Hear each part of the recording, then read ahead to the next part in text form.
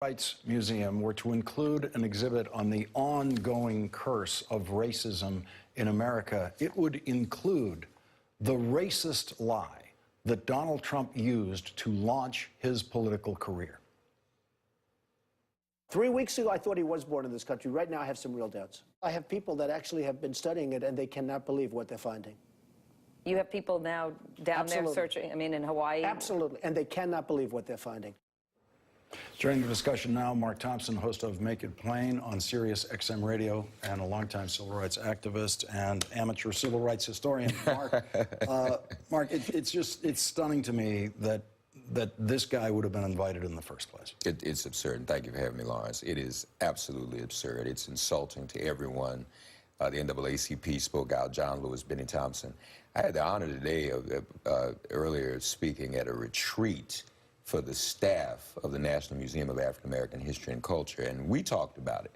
You know, when people build these institutions to tell the true stories and the history of America, there's no point in having someone there who continues to want to take us back to the bad parts of our history and endorse someone like Roy Moore, who says America was great when there was slavery.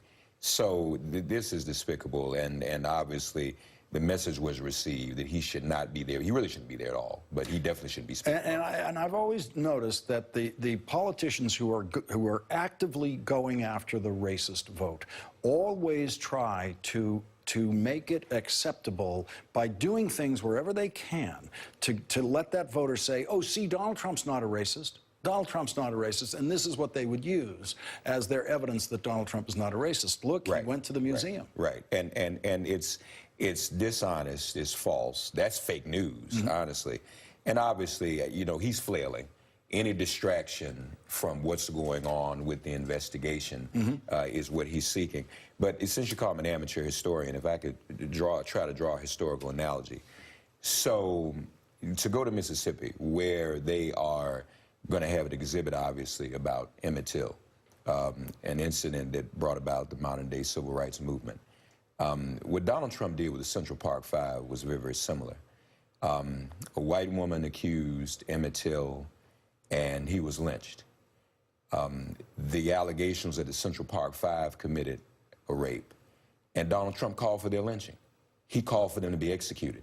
So if I could draw a historical analogy, if Donald Trump had been around in 1955 in Mississippi, he would have advocated most likely the lynching of Emmett Till. But what's interesting is that when a woman says, and several women say, Roy Moore has molested them, or when over a dozen women say that Donald Trump has been inappropriate with them, it's not believable. But if the black man is the one who's accused, then he believes and calls for their lynching. So that in and of itself, going to Mississippi at a civil rights event is blasphemous for Donald Trump to be there. And we have David Duke tweeting to Donald Trump after his comments about Charlottesville, where he equated the opposition to white supremacists with white supremacists. Thank you, President Trump, for your honesty and courage to tell the truth about Charlottesville and condemn the leftist terrorists and Black Lives Matter.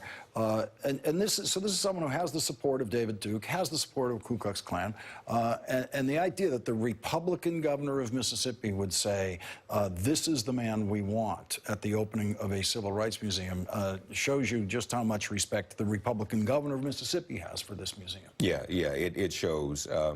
Again, this is truly appalling. And I agree with John Lewis, I agree with Benny Thompson, and anyone else who feels he shouldn't be there.